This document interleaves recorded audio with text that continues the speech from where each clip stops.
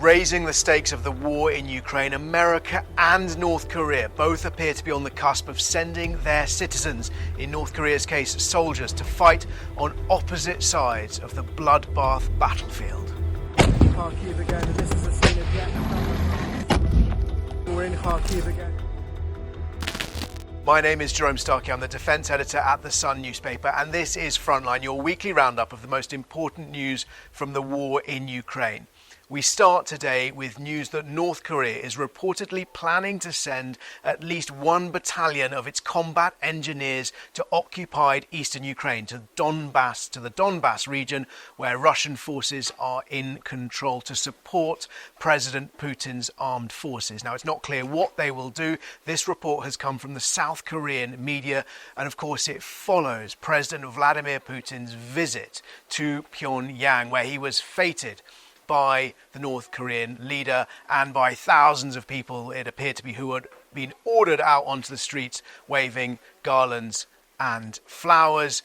You remember those extraordinary scenes of the two dictators driving around the North Korean capital as buildings around them were festooned with banners and huge, larger-than-life portraits of the two leaders. Now, this is significant because it is the first time that Russia would have soldiers from another country still wearing the uniform, one would assume, of that third country supporting its conflict in Ukraine. Russia, like Ukraine, has had fighters from third countries taking part in the war effort, but ostensibly joining the Russian armed forces, as Ukraine has had international volunteers joining its armed forces. This would be different. This, we understand, North Korean soldiers effectively taking part in the war on Russia's side, broadening that conflict, taking it one step closer to becoming a global conflict, not a world war, but a war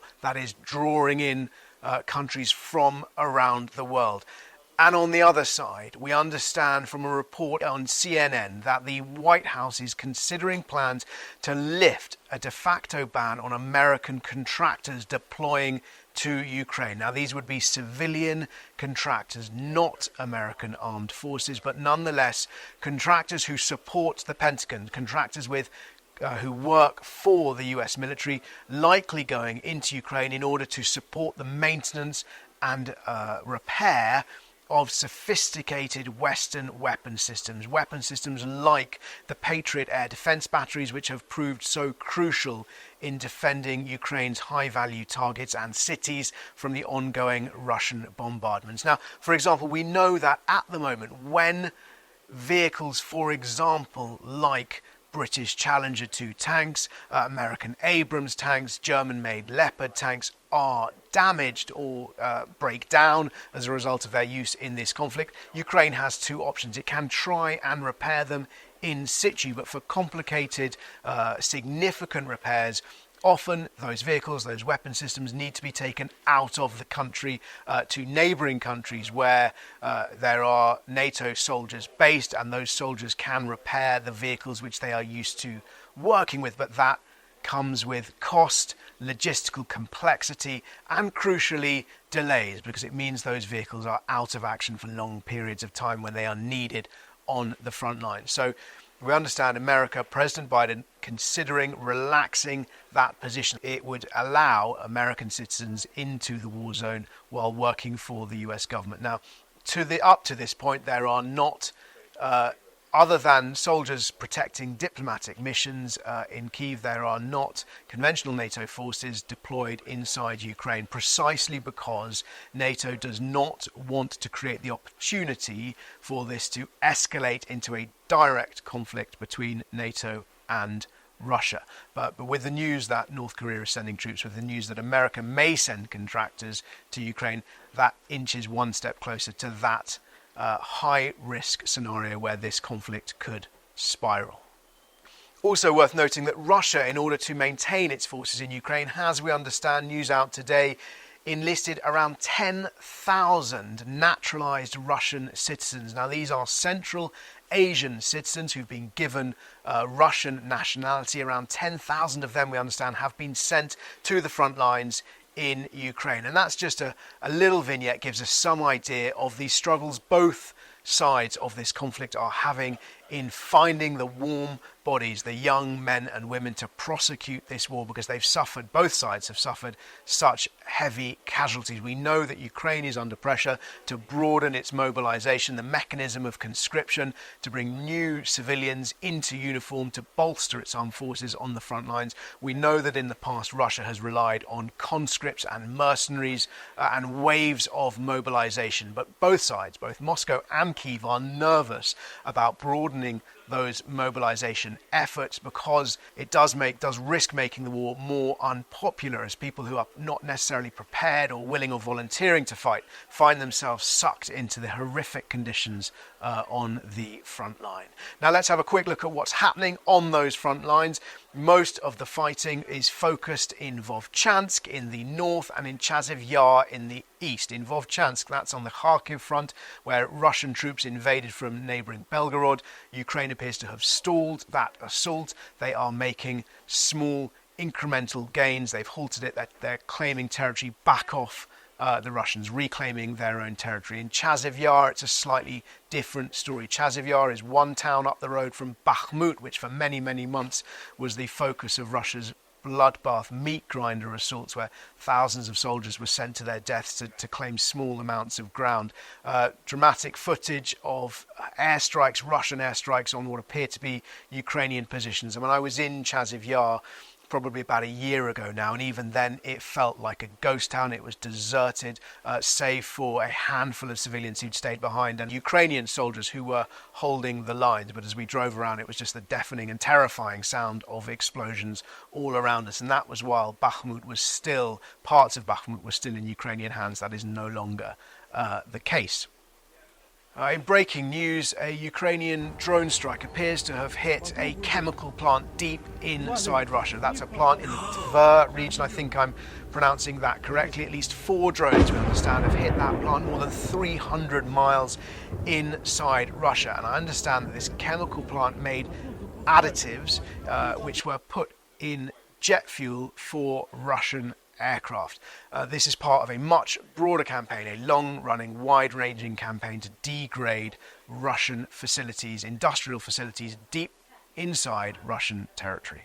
That campaign has caused unease among some of Ukraine's partners, particularly among the Americans, but it has squarely had the backing of other nations, including the United Kingdom, which has said it would be ridiculous to try and stop Ukraine doing that, ridiculous to limit Ukraine's counterattacks to its own territory, given that it is being attacked by the whole of Russia. 2 other things to mention. Ukraine has claimed that over the course of the 6 months of this year, it has shot down more than 80%, almost 90% of the Shahed kamikaze drones. These are the Iranian-made and Iranian-designed one-way attack drones, which Russia has been using. Relatively simple drones by the standards of some of them now involved in the conflict, but nonetheless devastating. They've played an important role for Russia, both in amplifying its resources, giving it access to a large stockpile of ready-made weapons. They've been crucial in trying to overwhelm Ukraine's air defences. Often what we would see is a large number of Shaheds sent in towards targets to try and to force Ukraine to reveal its air defences or to overwhelm them before perhaps cruise missiles or other weapons are launched in the second wave or sort of simultaneously to try and hit high-value targets. Now, Ukraine's Air Force said that it shot down about 1,900 out of almost 2,300 of those Shahed drones over the course of this year. Anecdotally, we also understand that this hasn't come from the same source, that Ukraine has found ways of spoofing and interfering with the guidance systems of these drones. So while they're in flight, they can be moved off target, sometimes even perhaps turned around. Finally, one thing worth noting, 4 countries, Poland, Latvia, Lithuania and Estonia, have raised the prospect to the European Union of building a defensive line. And I mentioned that just before we go into questions, because it's indicative of the concerns those countries feel, the countries on Europe's and NATO's eastern flank, the concerns that they feel about the threat of further Russian aggression, a sense from those countries that Ukraine is not the limit of Moscow's ambition, and they feel that they may well be attacked. They want strengthened defences to deter Russian aggression.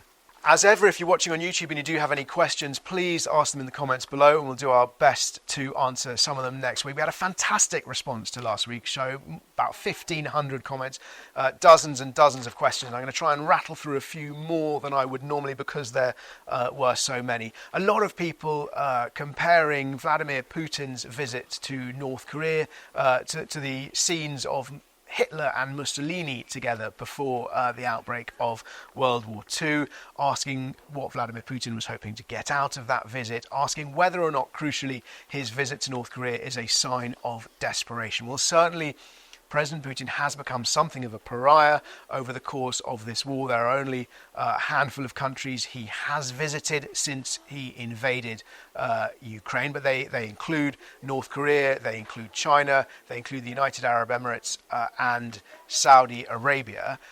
Some of those countries are supporting Russia more openly and more significantly, North Korea perhaps foremost among them. With its promise of huge quantities and indeed its supply, huge quantities of artillery shells. Saudi Arabia perhaps playing more of a discreet role, perhaps also as broker between President Putin and the West. There are a number of countries it would be very dangerous for President Putin to visit because he is a wanted war criminal. There is an arrest warrant has been issued by the International Criminal Court, and any countries that are signatories to the Rome Statute that founded the ICC would be obliged to arrest him were he to visit. But having said that, we understand, and we touched on this last week, Russia continues to try and corral a bloc, an international bloc of nations who are sympathetic to its arguments, who are pro-Russian, anti-Western, and who do not support Western sanctions and do not support the West's support for the war in Ukraine. And that's part of his diplomatic manoeuvring. One of the questions was, what do we think Putin was attempting to get out of his visit to Vietnam? You remember that's where he went after North Korea last week. Unclear, but perhaps part of that effort to corral international countries. It may also be linked to Russia's ongoing efforts to secure the parts that Russia needs for its missiles. A report out this week from the Royal United Services Institute saying that the West has signally failed to hamstring Russia's domestic arms industry.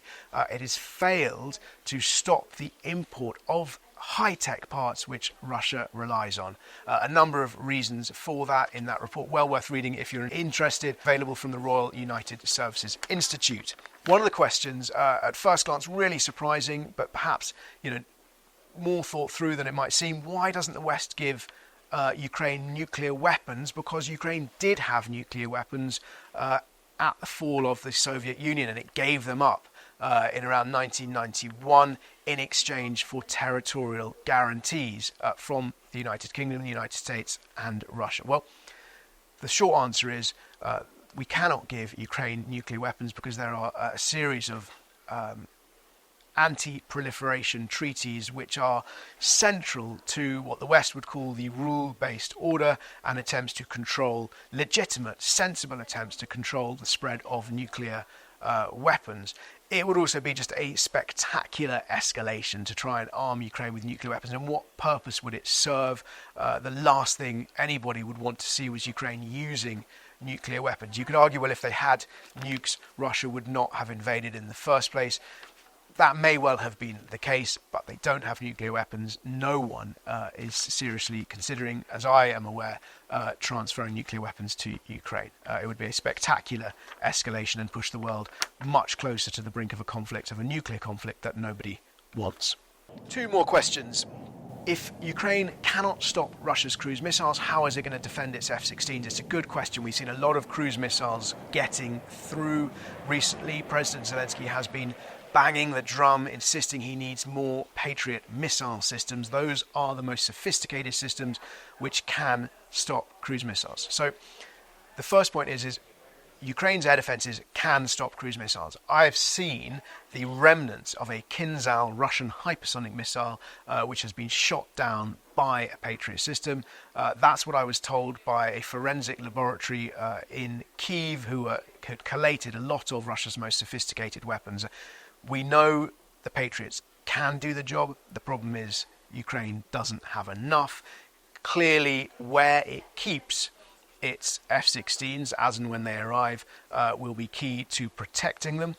We will expect those air bases to be thoroughly defended by some of the most sophisticated air defences Ukraine has available. And crucially, it will also be really important how Ukraine uses those F-16s. And if it is planning to send them on offensive operations to strike targets at or behind the front lines, then there will have to be an extraordinary amount of complex and well thought through military planning to make sure Ukraine disables the air defences, the Russian air defences in the area where those F-16s are planning to operate, in order to sort of clear a path for them to do their work. And finally, what is the best outcome for the West from this conflict? That is a really good question. Ostensibly, what the West's stated, or at least what Ukraine's allies' stated objectives have been since the beginning, is to support Ukraine defend its sovereignty. But most of Ukraine's allies have been clear that how this war ends, the terms that Ukraine accepts for peace, must be decided by Ukraine. Now, the message from Kyiv, the message from President Zelensky has consistently been that they want to return all of Ukrainian territory. They want NATO membership, they want EU membership to ensure this never happens again. Russia has repeated a number of times over the last few days and weeks that those terms are absolutely unacceptable, and it will only consider peace if Ukraine cedes even more territory than it has already lost. Russia wants Kherson, Donbass, Donetsk, Luhansk and Zaporizhia provinces, which it has not, which has failed to capture thus far. It's captured large parts of them, but not all of them. That's all we've got time for today. If you're watching on YouTube, please do ask your comments in the questions below, and as ever, we will do our best to answer some of them next week.